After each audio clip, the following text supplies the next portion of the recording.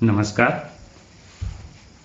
केंद्रीय विद्यालय संगठन क्षेत्रीय कार्यालय जबलपुर द्वारा ऑनलाइन क्लासेस का जो आयोजन किया गया है उसके अंतर्गत आज हम कक्षा 12वीं की हिंदी विषय के पहले पाठ हरिवंश राय बच्चन के बारे में और उनकी 2 कविताओं के बारे में कुछ समझेंगे।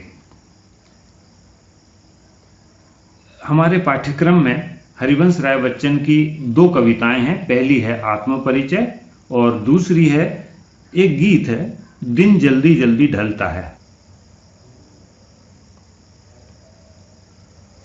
तो बच्चों, कविताएं पढ़ने के पूर्व हम इस कवि हरिवंश राय बच्चन जी के जीवन के बारे में और उनके साहित्य के बारे में थोड़ा सा परिचय प्राप्त करेंगे। बच्चन जी का जन्म 1907 में इलाहाबाद में हुआ और आज से 17 वर्ष पूर्व मुंबई में 2003 में उनका निधन हो गया। इन्होंने गद्य और पद्य दोनों ही विधाओं में अपनी लेखनी चलाई है। काव्य में मधुशाला, मधुबाला, मधुकलश, निशा निमंत्रण, मिलन यामिनी, शतरंगिणी आदि उनकी बहुत प्रसिद्ध रचनाएं हैं। वहीं गद्य में इनकी सर्वाधिक प्रसिद्ध कृति है आत्मकथा, जो कि 4 खंडों में है। क्या भूलूं क्या याद करूं, नीड़ का निर्माण फिर, बसेरे से दूर, 10 द्वार से सोपान तक। ये अंग्रेजी के प्राध्यापक रहे और अंग्रेजी साहित्य के प्रसिद्ध ग्रंथों का इन्होंने हिंदी में अनुवाद भी किया, जिनमें शेक्सपियर के मैकबेथ और हैमलेट बहुत प्रसिद्ध हैं। इन्होंने डायरी विधा में भी लिखा है। इनकी प्रवासी की डायरी बहुत अधिक पढ़ी जाती है।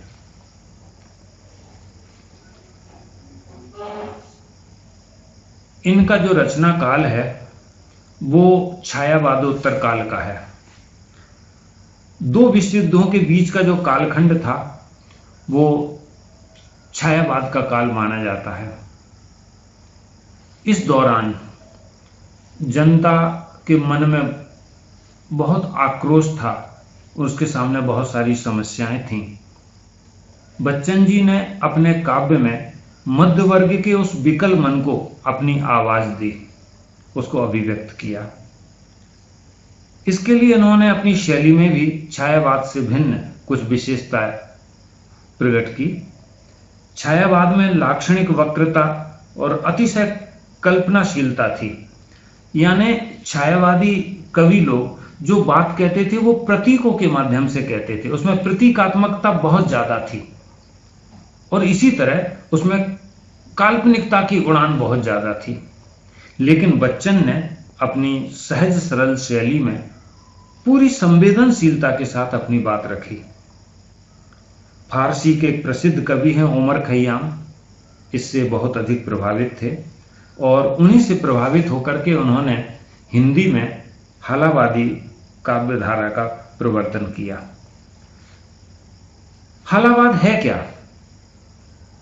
हाला का शाब्दिक अर्थ होता है मदिरा या शराब, पर हालावादी कविताओं में इसका एक विशेष ही अर्थ है। ये प्रतीकात्मक है। यहां ये सारी दुनिया एक मधुशाला है। मानव का जीवन है वो मधु कलश है और मानव मन में उठने वाली जो विभिन्न कल्पनाएं हैं वही साकी हैं, यानी जो मधुपान कराती हैं। और कविता वो प्याला है जिसमें ढाल करके जीवन पाठक को पिलाया जाता है। कविता का एक घूंट जीवन का घूंट है। हमें जीवन के प्रत्येक घूंट को स्वाद में वह चाहे जैसा भी क्यों ना हो, पूरी सहजता से, पूरी तन्मयता से पीना चाहिए। इससे जीवन में एक विशेष प्रकार की बेफिक्री, मस्तानापन आ जाता है और तेरे मेरे के, अपने पराये के सारे झगड़े समाप्त हो जाते हैं।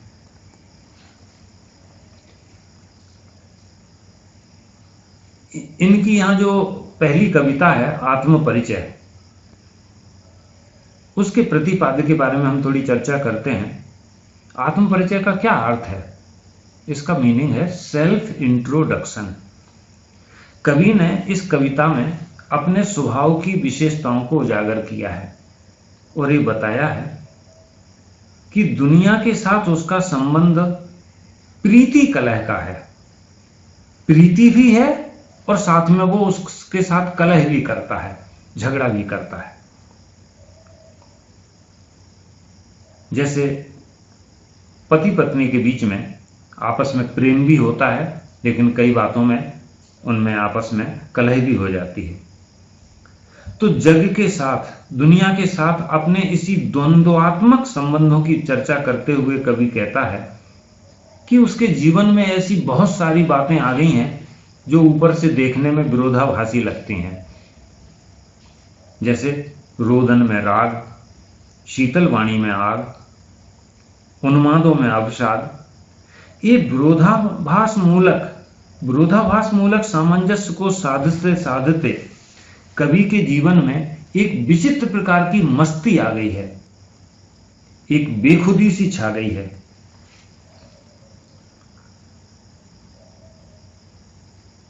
इस पाठ के अंतर्गत जो दूसरा एक गीत है उसका शीर्षक है दिन जल्दी जल्दी ढलता है। इस गीत में कवि ने पथिक यानी राहगीर और चिड़िया, इन दो सरल बिंबों के माध्यम से बताया है कि यदि मंजिल अधिक दूर न हो और रास्ते में ही रात हो जाने का खतरा हो तो फिर दिन भर की थकान के बावजूद पथिक के कदमों में तेजी आ जाती है। इसी प्रकार चिड़िया भी, जब उसे ये याद आता है कि घोंसले में बैठे हुए मेरे बच्चे झांक झांक करके बार बार मेरा रास्ता देख रहे होंगे, उनके मन में एक प्रत्याशा है, मां आएगी, उनके लिए भोजन लाएगी और उन्हें स्नेह देगी। तो जैसे ही उस चिड़िया को ये अनुभूति होती है, वो याद आती है उन बच्चों की, उसके पैरों में भी एक, उसके पंखों में भी एक चंचलता पूर्ण गति आ जाती है। लेकिन इसके साथ ही कवि ने यह भी बताया है कि अगर पथिक को यह महसूस हो कि घर में उसका इंतजार करने वाला कोई नहीं है, तो फिर वह शिथिलता और अंततोगत्वा जड़ता के लिए अभिशप्त हो जाता है। यानी वो सोचेगा ठीक है, घर पहुंच जाएंगे तो ठीक है, और नहीं भी पहुंचेंगे तो जहां रात हो जाएगी वहीं विश्राम कर लेंगे। तो ये थी दोनों कविताओं के एक सार की बात। और अब हम आत्म परिचय कविता की चर्चा करेंगे। इस कविता में 10 छंद हैं। ये जो छंद है वो बहुत कुछ हद तक रुबाई छंद के आधार पर लिखा गया है। रुबाई छंद में पहली, दूसरी और अंतिम पंक्ति में तो तुक मिलता है, लेकिन जो तीसरी पंक्ति होती है वो स्वछंद होती है, वो उस तुक से मुक्त रहती है। मैं एक एक बार में 2-2 छंदों को पढ़ूंगा और फिर उसके अर्थ की हम यहां चर्चा करेंगे। तो सुनिए कविता। मैं जग जीवन का भार लिए फिरता हूं, फिर भी जीवन में प्यार लिए फिरता हूं। कर दिया किसी ने झंकृत जिनको छूकर, मैं सांसों के 2 तार लिए फिरता हूं। मैं स्नेह सुरा का पान किया करता हूं, मैं कभी न जग का ध्यान किया करता हूं। जग पूछ रहा उनको जो जग की गाते, जग पूछ रहा उनको जो जग की गाते, मैं अपने मन का गान किया करता हूं।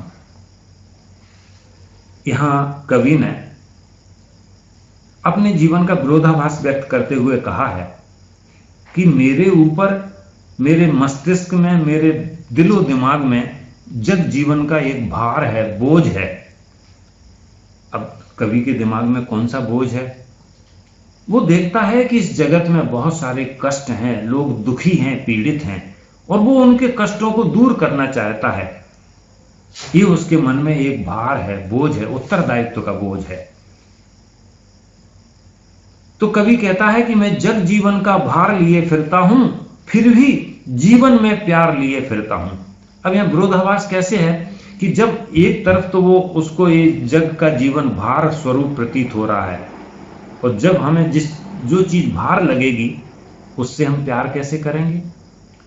लेकिन कवि कहता है कि नहीं, मेरे जीवन में प्यार भी है। एक तरफ उसको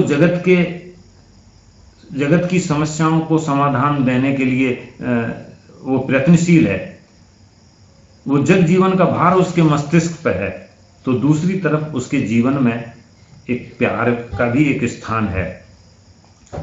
अब वो किसके प्रति प्यार है, वो अगली दो पंक्तियों में कवि कह रहा है कि कर दिया किसी ने झंकृत जिनको छूकर, मैं सांसों के दो तार लिए फिरता हूं। कवि के हृदय को किसी ने अपनी सांसों के दो तारों से छू करके झंकृत कर दिया है। कवि की हृदय रूपी वीणा प्यार का गीत गा रही है। दूसरे छंद में कवि कहता है, मैं स्नेह सुरा का पान किया करता हूं, मैं कभी न जग का ध्यान किया करता हूं। मैं स्नेह रूपी सुरा का, स्नेह रूपी मदिरा का पान किया करता रहता हूं, अर्थात मैं प्यार में मस्त रहता हूं, और इस प्यार की मस्ती में मैं कभी भी जग की परवाह नहीं करता, मैं कभी ना जग का ध्यान किया करता हूं।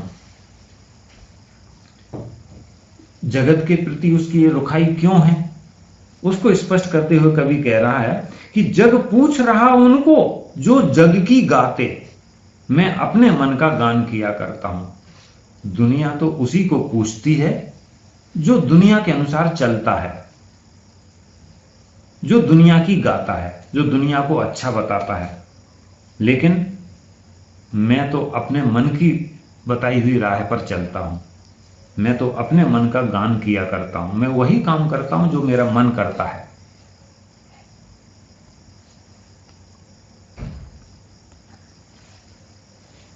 अगले दो छंदों में देखिए कवि क्या कहता है, मैं निज उर के उद्गार लिए फिरता हूं, मैं निज उर के उपहार लिए फिरता हूं, है यह अपूर्ण संसार न मुझको भाता, मैं स्वप्नों का संसार लिए फिरता हूं।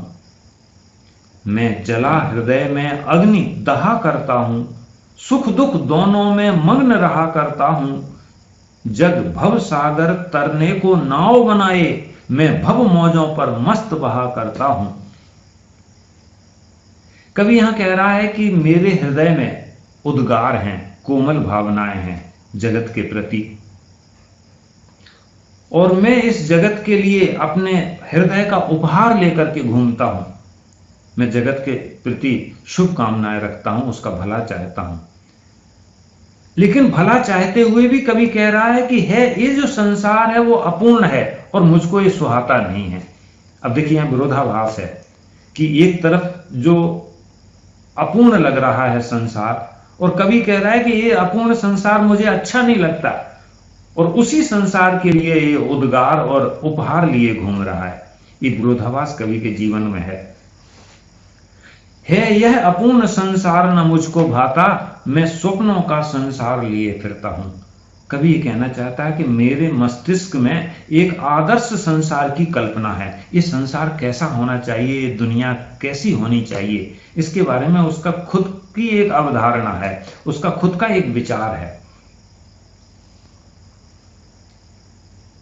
अगले छंद में वो कहता है कि मैं जला हृदय में अग्नि दहा करता हूं, सुख दुख दोनों में मग्न रहा करता हूं। मेरे हृदय में एक निरंतर अग्नि जलती रहती है, और उस अग्नि में मैं निरंतर जलता रहता हूं। अब वो अग्नि किस चीज की है, इस संसार में ये जो विषमताएं देख रहा है, जो विसंगति देख रहा है, जो दुख दर्द देख रहा है, और उसको दूर करने के लिए उसके हृदय में एक आग जल रही है।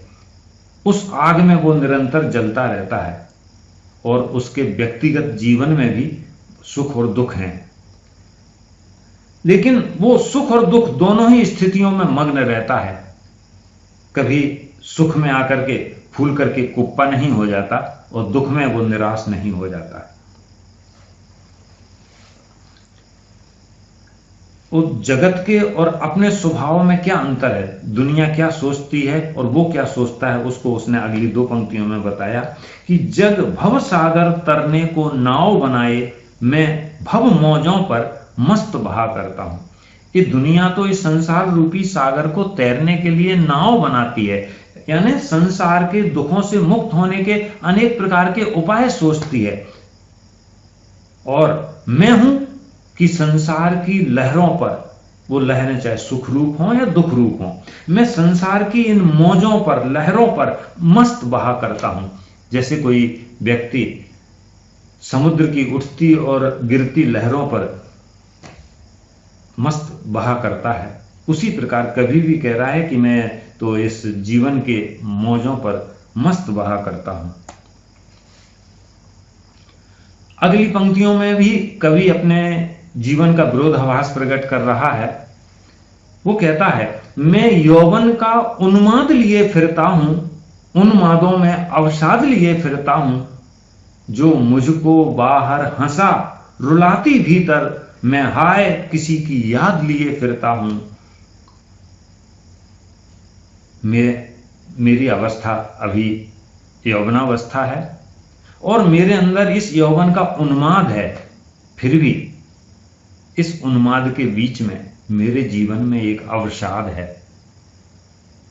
वो अवसाद क्या है? वो उनकी पहली पत्नी के देहावसान के बाद रिक्तता का अवसाद है।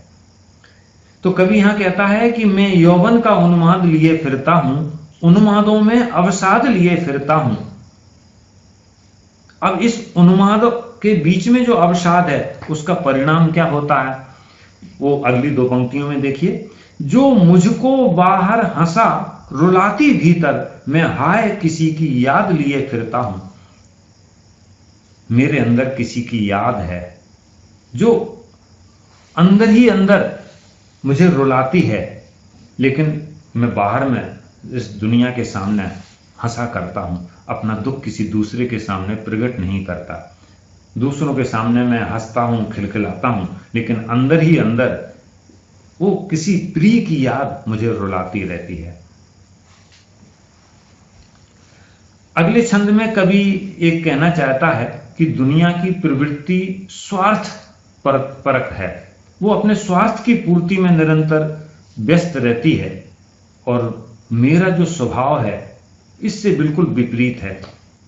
कवि के शब्द देखिए, कर यत्न मिटे सब सत्य किसी ने जाना, नादान वही है हाय जहां पर दाना, फिर मूढ़ न क्या जग जो इस पर भी सीखे, मैं सीख रहा हूं सीखा ज्ञान भुलाना।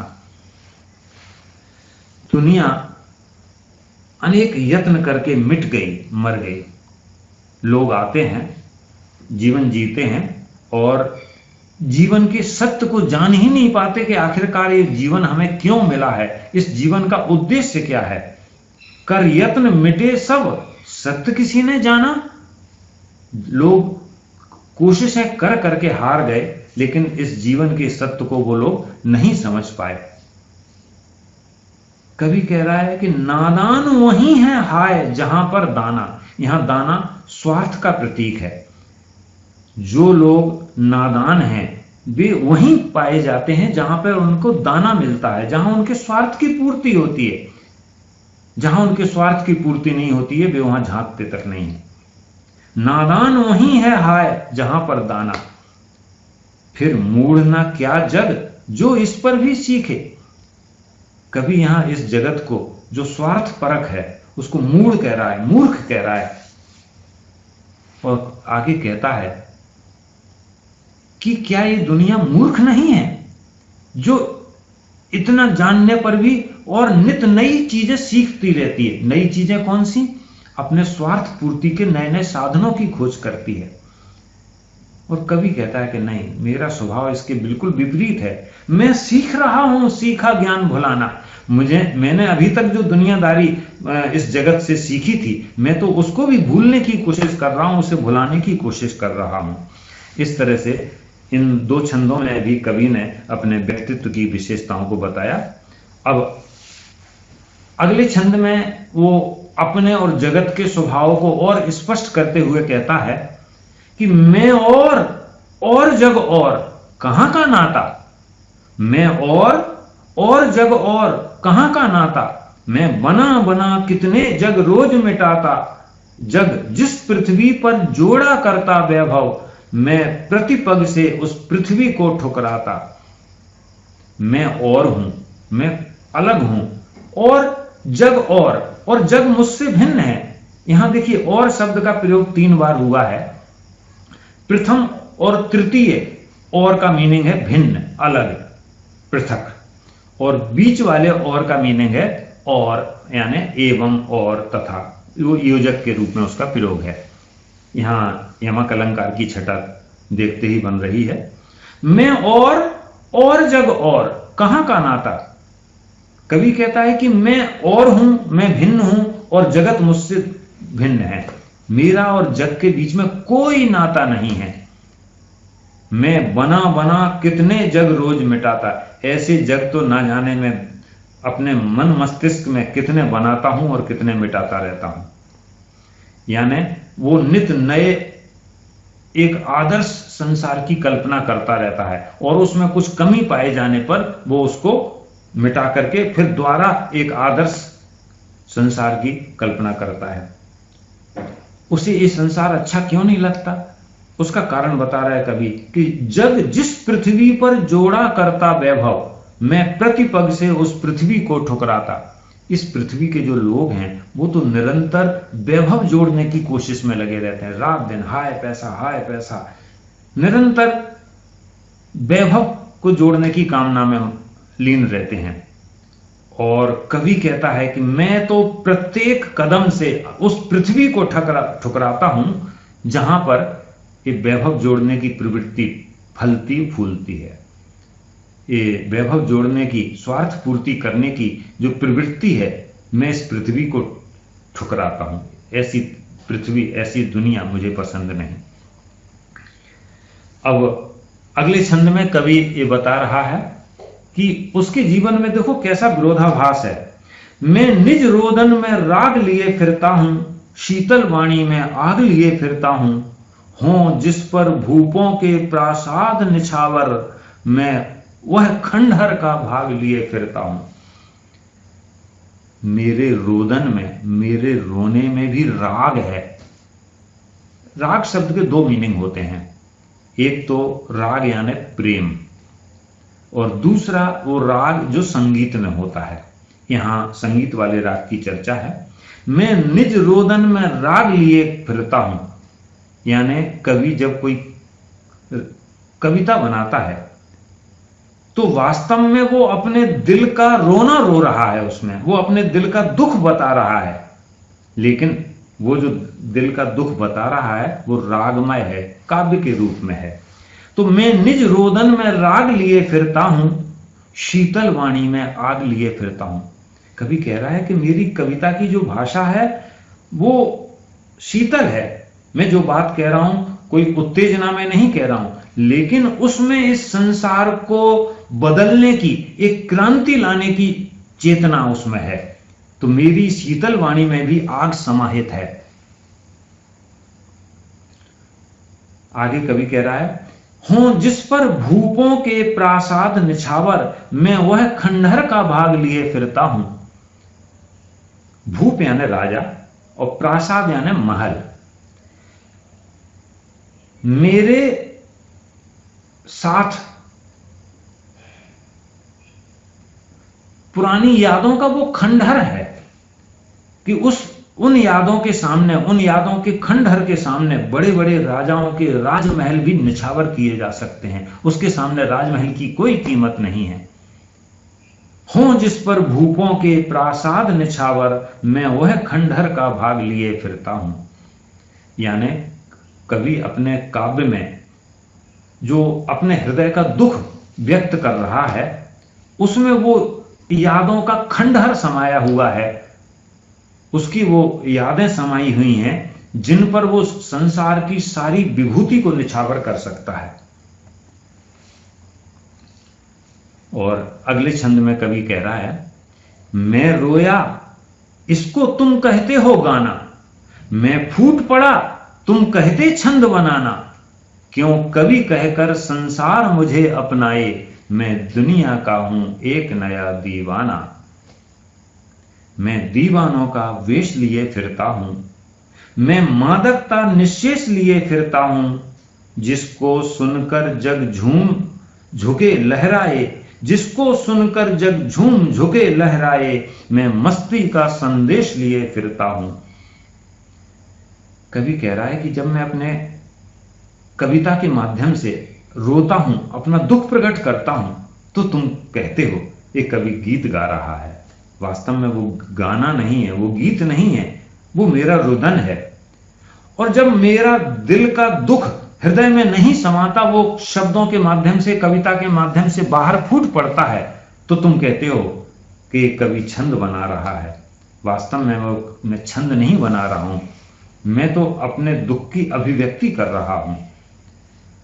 और जब मैं छंद बना ही नहीं रहा हूं, तो कवि कह रहा है कि कवि क्यों कवि कहकर संसार मुझे अपनाए। तो फिर ये दुनिया इस कवि को कवि के तौर पर क्यों सम्मान दे।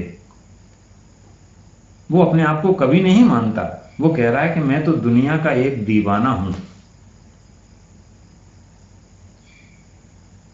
मेरे अंदर तो अपने उस प्रेम के प्रति दीवानगी है, और इसीलिए मैं दीवानों का वेश लिए फिरता हूं। मेरी वेशभूषा भी दीवानों जैसी है, और मेरा जीवन में भी उस दीवानों कैसी मादकता छाई हुई है। निश्चेष का मतलब होता है पूर्णता, पूरी तरह। तो मेरे जीवन में पूरी तरह उस दीवानापन का नशा छाया हुआ है। लेकिन वो नशा कैसा है कि अगर दुनिया भी उसको देख ले, समझ ले, तो वो भी मस्ती में आ जाए। जिसको सुनकर जग झूम झुके लहराए, मैं मस्ती का संदेश लिए फिरता हूं।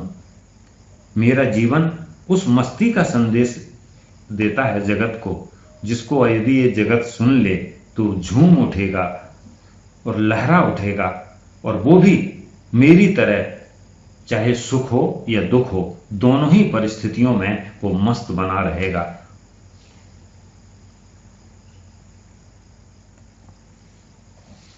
अब इस पाठ का जो दूसरा अंश है, एक गीत के रूप में, जिसका शीर्षक है दिन जल्दी जल्दी ढलता है, हम उसकी चर्चा करेंगे। दिन जल्दी जल्दी ढलता है, हो जाए न पथ में रात कहीं, मंजिल भी तो है दूर नहीं, यह सोच थका दिन का पंथी भी, जल्दी जल्दी चलता है, दिन जल्दी जल्दी ढलता है। कवि ये कहना चाहता है कि समय की गति अत्यंत तीव्र है, वो किसी का इंतजार नहीं करता। ये दिन देखते ही देखते ढल जाता है, सांझ हो जाती है। तो रास्ते में जो पथिक है वो देखता है कि अगर मैं तेजी से नहीं चला, अगर मैंने अपने कदमों में तेजी नहीं लाई, तो हो सकता है कहीं रास्ते में ही रात ना हो जाए। और फिर अब मंजिल भी तो कोई ज्यादा दूर नहीं है। अर्थात जब अगर मंजिल दूर नहीं है, और यदि मैं अपने कदमों की गति को बढ़ा लूं, तो मंजिल मैं पा सकता हूं, निश्चित ही मुझे मंजिल मिल जाएगी। ऐसा सोच करके वो कवि, जो पथिक है, वो जल्दी जल्दी चलता है, उसके कदमों में एक गति आ जाती है। तो ये यहां इस पहले छंद में पथिक के बिंब के माध्यम से ये बताया गया है कि यदि हमें किसी भावी साक्षात्कार की एक विश्वास हो कि हमें हमारे प्रिय से हमारा निकट भविष्य में साक्षात्कार होगा, मिलाप होगा, तो फिर पथिक भले ही वो दिन भर का थका हो, तो भी वो अपने कदम जल्दी जल्दी बढ़ाता है। अब दूसरे छंद में चिड़िया के बिंब के माध्यम से कवि ये कहना चाहता है कि जब चिड़िया को याद आती है कि उनके बच्चे घोंसलों में से झांक झांक करके देख रहे होंगे कि मां अभी तक क्यों नहीं आई, वो बस आने वाली होगी, आने वाली होगी। और जब उसको चिड़िया को ये बात याद आती है तो उसके भी पंखों में तेजी आ जाती है, वो तेजी से पंख फड़फड़ाती है और जल्दी से जल्दी घर पहुंचने का प्रयास करती है। तो ये छंद देखिए, बच्चे प्रत्याशा में होंगे, नीड़ों से झांक रहे होंगे, यह ध्यान परों में चिड़ियों के भरता कितनी चंचलता है, दिन जल्दी जल्दी ढलता है। जैसे ही चिड़िया को यह ध्यान आता है कि उसके बच्चे कुछ प्रत्याशा में, प्रत्याशा माने आशा ही समझ लीजिए, जैसे प्रत्याशा का मतलब होता है बदले में आशा। वो सवेरे माँ जाते समय बोल के गई बच्चे से कि बच्चों तुम घर में ही रहना, मैं तुम्हारे लिए कुछ भोजन पानी का इंतजाम करके आता हूं। तो वो भोजन पानी की प्रत्याशा में है। तो बच्चे प्रत्याशा में होंगे, नीड़ों से झांक रहे होंगे, नीड़ यानी घोंसला। जब ये ध्यान चिड़िया को आता है तो उसके पैरों में, उसके परों में, पर यानी पंख, उसके पंखों में एक चंचलता भर जाती है।